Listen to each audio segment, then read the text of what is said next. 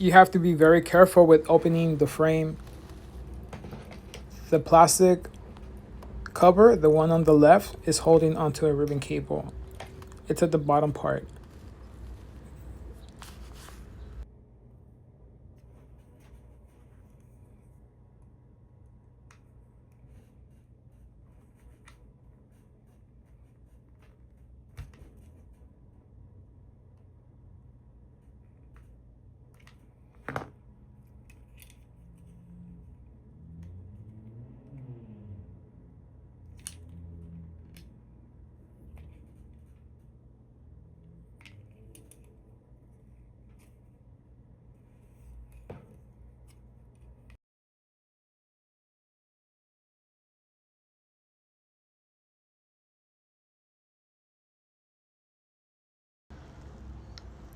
The plastic is held by glue, so I'm planning on gluing them back together.